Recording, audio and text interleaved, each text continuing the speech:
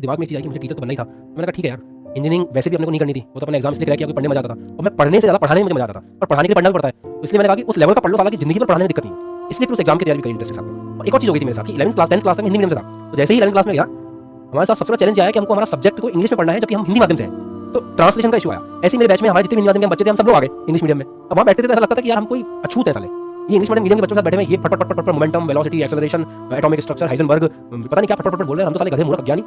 हम तो हिंदी में बात करने वाले परमाणु होने का परमाणु परमाणु मतलब क्या परमाणु एटम होता है, अणु अणु मॉलिक्यूल होता है, रासायनिक संयोजन के नियम, लॉ ऑफ केमिकल कॉम्बिनेशन। साला मेरे को 2 घंटे तो ये समझने में लग गए थे। क्लास के अंदर 2 घंटे क्लास हो गई, मेरे को समझ में नहीं आया। क्यों पता है? क्योंकि टीचर बोला था force is proportional to Q1 Q2। अब हमें पता ही नहीं है प्रोपोर्शनलिटी का मतलब क्या होता है, हम तो समानुपाती जानते हैं। टीचर बोला force is inversely proportional to R²। हमें तो ये पता है कि वर्ग के व्युत्क्रम के व्युत्क्रमानुपाती होता है, वर्ग के व्युत्क्रमानुपाती होता है, व्युत्क्रमानुपाती समानुपाती को रेसिप्रो क्या बोलते हैं, इनवर्सली प्रोपोर्शनल प्रोपोर्शनल बोलते हैं। ये समझने में सारा दिन निकल गया। फिर पढ़ो, अपने दोस्तों को भी पढ़ाओ। इस तरह से जीवन निकला है। मैंने कहा ठीक है कोई बात नहीं, करेंगे करेंगे करेंगे, करी मेहनत, निकाला रैंक, फिर उसको छोड़ने का सुकून भी आया यार। क्यों आया सुकून? चलो ठीक है पढ़ाएंगे। तब से पढ़ा रहा हूँ आज तक, तब से आज तक पढ़ा ये चीज़।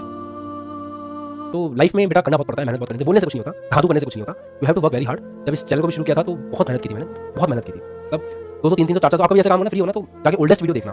पढ़ा रहा हूँ पागलों की तरह, पढ़ा रहा हूँ पढ़ाए जा रहा हूँ। तो आज कोई भी अलग नथु वगैरह उठ करके बोल देता है ना कि ये है वो है, हिंदी मीडियम का नाम भी कोई लेता है, तो मैं सोचता हूँ कि यार मतलब क्या है, कोई पैशन नहीं, कुछ नहीं, बस जबरदस्ती रोटियाँ सीखना आते हैं लोग, वो वाली बात है। हिंदी मीडियम के लिए एक्चुअल में ना पता है क्यों काम नहीं करते लोग? क्योंकि उनको पैसा नहीं दिखता इसमें। इसकी चीज़ है। बच्चे भी तो भूले ना, तो बेवकूफ़ बनाना आसान है, बहुत बेवकूफ़ बनाने की कोशिश की जाती है आपको। मैं ज़्यादा कुछ नहीं बोलना, बस इतना जानता हूँ कि मेहनत करनी है, आगे भी करेंगे। और 2019 से जब से हिंदी माध्यम में पढ़ाना शुरू किया तब से आज तक तो मेहनत ही कर रहे हैं, आगे भी करते रहेंगे।